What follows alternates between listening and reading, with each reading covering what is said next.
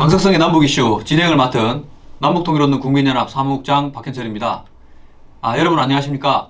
그동안 발생한 다양한 남북 한간 주요 이슈들을 엄선하여 심층적으로 분석하고 진단하는 강석성의 남북 이슈 그 14번째 시간을 시작하겠습니다. 오늘도 우리 남북통일연구소 소장이시며 사단법인 21세기 안보전략연구원 원장 겸 월간 군사저널 편집위원장을 맡고 계신 강석성 박사님 나오셨습니다. 안녕하십니까? 네, 안녕하십니까? 러시아의 우크라이나 침공을 규탄하는 국제사회의 목소리가 높아지고 있습니다. 그런데 북한의 반응은 사뭇 다릅니다.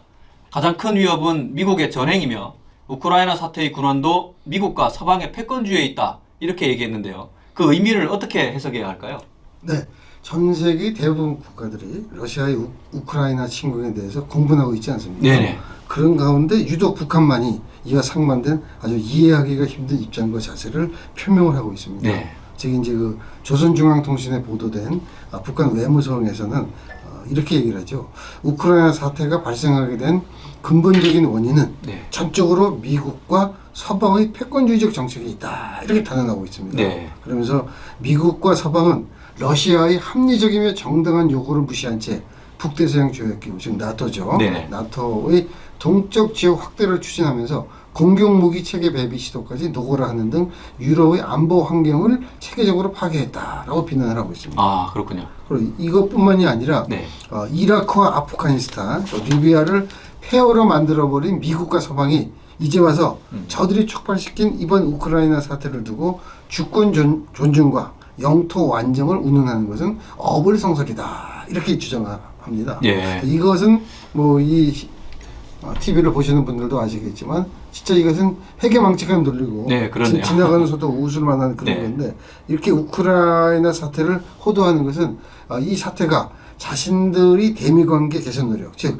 대정책에 불리한 환경을 조성할 것이라는 우려에서 나온 것으로 일단 해석을 할 수가 있겠습니다. 네, 그렇군요. 그래서 바로 이런 이유 때문에 북한은 지난 5일이죠. 정찰위성 시험을 명분으로 내세우면서 동해상으로 탄도미사일을 발사하고 이것은 곧 미국을 자극해서 이 레드라인을 무력화하고 핵 보유국으로서의 지위를 인정받기 위한 이른바 틈새 공략이 아닌가 저는 그렇게 생각을 하는데요. 결국 이 사태에는 우리나라에도 실질적인 군사 억지력 확보와 동맹 강화 노력이 아주 중요하다라는 사실을 새삼 일깨워주고 있다고 하겠습니다. 예, 말씀하신 것처럼 북한이 지난주에 또 탄도미사일을 발사했습니다.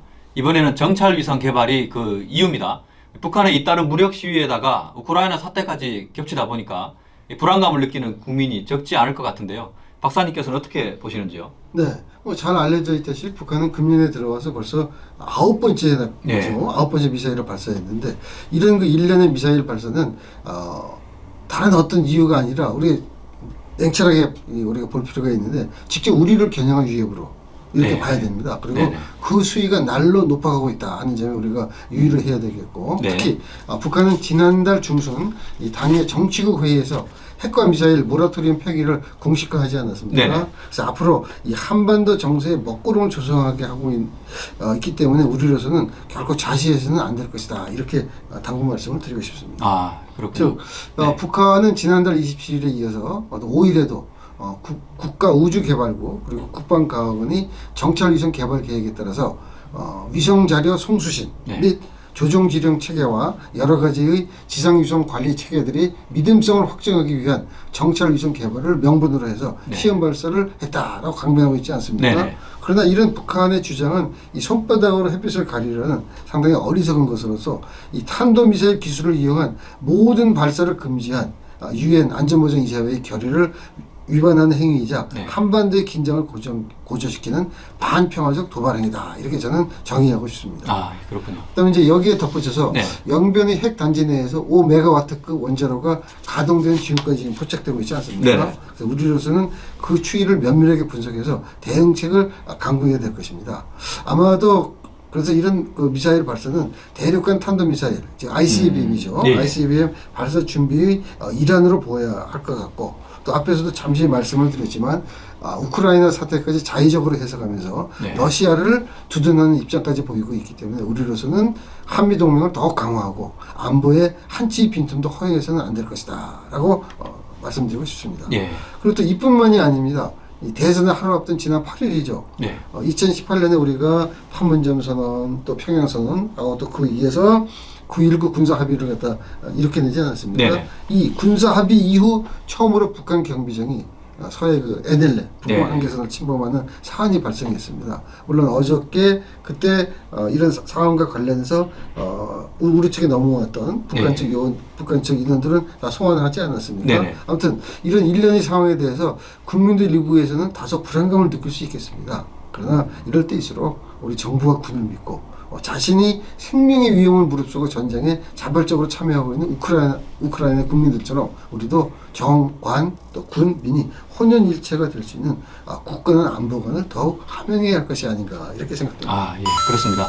이런 가운데 북한은 내부적으로는 결속을 다지기 위한 조치들을 이어가고 있습니다. 뼈와 살을 깎아서라도 인민의 편리를 도모하라며 간부들을 질책했다고 하는데요. 어떻게 해석해야 할까요? 네, 이제 김정은 정권이 집권 11년차에 접어들고 있지 않습니까? 네. 그래서 김정은 그 위원장은 자기가 집권한 초기에 이제부터는 인민들이 허리띠를 더 이상 졸라매지 않게 하겠다 이렇게 호언장담하지 않았습니까? 네.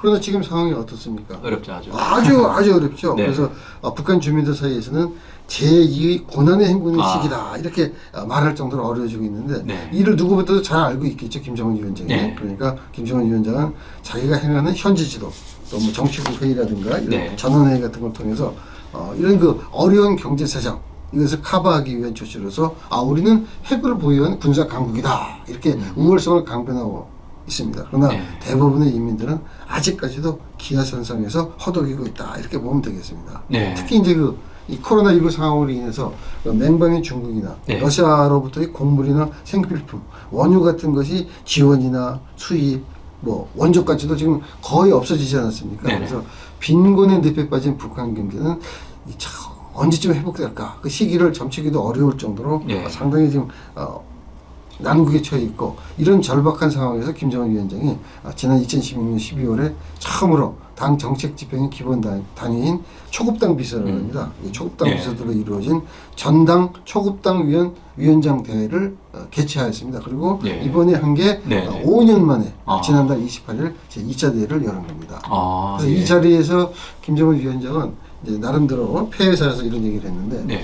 초급당 비서들이 진정한 어머니의 심정으로 성실한 심부름꾼의 자세로 인민을 받들고 섬기며 당의 인민적 정책을 무조건 관철해야 한다라는 기본 정신을 가져야 한다라고 네. 강력하게 주문을 하면서 현 시기 초급당 비서들의 당성과 혁명성은 인민에 대한 절대적이며 헌신적인 복무에서 집중적으로 나타난다 이렇게 이제 역설을 했습니다. 네. 그리고 여기서 곁들여 갖고 매번 강조하지만 관료주의와 부정부패 행위의 자그마한 요소도 철저하게 경계하고 네. 아까 얘기했지 뼈를 깎는 그런 심정으로서 우리 당의 참된 정치 일꾼다운 품성을 갖춰라라고 이렇게 역설을 했습니다. 네. 그래서 이런 김정은 위원장의 주문은 아마도 북한 체제의 기동은 뭐니 해도 초급당 비서다. 네. 당신네들한테 있으니까 당신네들이 사명감과 소명의식을 가지고 인민들을 잘 계도해달라. 네. 그래서 이렇게 함으로써 외우 내환의 난국을 극복하려는 통치술이라고 볼 수 있고 이건 그러나 과연 이 시그위주 생활을 먹고 입고 자는 생활마저도 제대로 해결하지 못하는 이 최고 지도자인 김정은의 리더십이 이들에게 현실적으로 얼마나 먹혀 들어갈지 참 큰 의문을 자아내게 하고 있습니다. 예.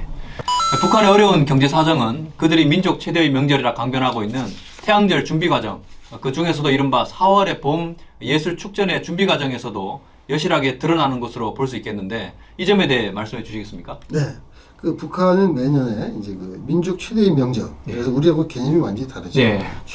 최대의 명절은 김일성의 생일인 4월 15일. 네. 북한에서는 이것을 태양절로 부릅니다. 네. 그리고 이제 2대 통치자였던 김정일의 생일 2월 16일이죠. 근데 네. 광명성절이다 이렇게 명명하면서 이날을 기해서 전체 인민들에게 먹을 거, 입을 거, 또 마실 거 이런 것들을 좀 특별 배급을 하고 있습니다. 네. 그러나 올해의 경우는 북한 당국이 가장 중요한 게 이른바 꺾어지는 해라는 겁니다. 네. 우리는 이제 정준년이라고 표현을 하는데 이렇게 0에서 10까지 할 때 0, 5, 10 이렇게 이 네. 반엽 잘리는 게 이제 꺾어지는 해라 그래서 네. 주요 행사를 이 꺾어지는 행사에 아주 성대하게 치릅니다. 근데 금년이 바로 네.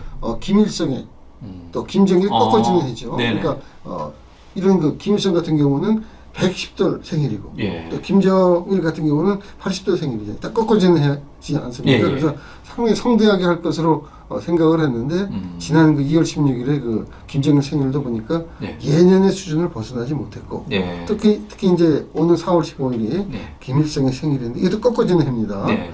그럼에도 불구하고 지금 들려온 소식에 의하면은 이 4월에 보면 친선 예술 축전이라는 게 있습니다. 예. 그래서 이날을 기해서 김일성의 뭐 지도력이랄지 업적이랄지 이걸 갖다 크게 고용하기 위해서 이른바 우상화 노림이라고 볼 수 있겠는데 네. 국외에 여러 그 예술단 초청을 하는데 네. 금년 같은 경우는 아마도 아주 극심한 자금난이라든가 내부 사정 때문에 외국인들을 초청하지 않고 온라인으로 국내에서 치를 것이다라는 관측이 나오고 있습니다. 아, 그렇군요. 그만큼 북한의 경제는 단순히 우리가 얘기하는 불황의 정도에 머물고 있는 것이 아니라 최고 지도자의 통치 리더십을 널리 알리기 위한 이른바 선물 정치, 선물 이렇게 나눠주면서 네. 선물 정치마저도 제대로 네. 할 수 없을 정도로 상당히 피폐해지고 있지 않은가라는 점을 짙게 시사하고 있다라고 말씀드릴 수 있습니다. 예. 북한의 이 어려운 경제 사정을 우리가 그렇게 엿볼 수 있는 것 같은데요. 지금 어제가 제20대 대통령 선거가 있었던 날입니다. 지금 차기 정부 출범에 앞서서 현재 상황에서는 결과적으로 문재인 정부의 한반도 평화 프로세스가 기대만큼의 성과를 내지 못했는데요. 차기 정부는 어떻게 한반도 평화 정책을 펴야 할까요? 네, 차기 정부는 이제 유정유 후보께서 당선이 됐으니까 네. 유정유 후보께서는 그동안 선거 유세 기간 중에서 예. 공약을 많이 하지 않았습니까? 네. 그래서 구체적인 청사진은 이제 앞으로 좀 이렇게 인수위가 구성이 되고 네. 대통령 취임하는 과정에서 하나씩 나오기 때문에 우리가 이 시점에서는 일단은 문재인 정부의 대북 정책과는 궤를 달리할 것이다. 네. 문재인 정부는 잘 아시다시피 한반도 평화 프로세스에 입각해서 어떻게든지 북한을 끌어들여서 네, 남북 그렇죠. 관계를 네. 개선하려고 노력을 하고 또 뭐 종전선언 같은 것도 제의를 했는데 이 고장난명 아닙니까? 네, 그렇죠. 손바닥도 마주쳐야 소리가 나는데 예. 북측에서 받아들이지 않으니까 어떻게 보면 허공에 울려 퍼지는 메아리처럼 됐는데 네. 이번에 당선된 윤석열 후보께서는 이런 이제까지의 남북 관계 또 대북 정책의 문제점이랄지 네. 미비점이랄지 이런 거를 대폭 보완을 해서 실질적인 남북 관계가 이루어지고 예. 개선이 이루어지고 그보다 더 중요한 것은 한반도의 평화가 예. 정착될 수 있는 그런 토대 하에서 남북 예. 관계 개선을 추구하는 것이 바람직하지 않는가. 그래서 좀 더 시간을 가지고 예. 우리가 지켜보고 예. 또 필요하다면 제안도 하고 네. 이런 식으로 해서 우리가 대북 정책이 변화는 불가피하다라는 네. 점으로 결론을 맺고자 합니다. 예, 잘 알겠습니다. 좋은 말씀 감사합니다. 지금까지 강석승의 남북 이슈였습니다.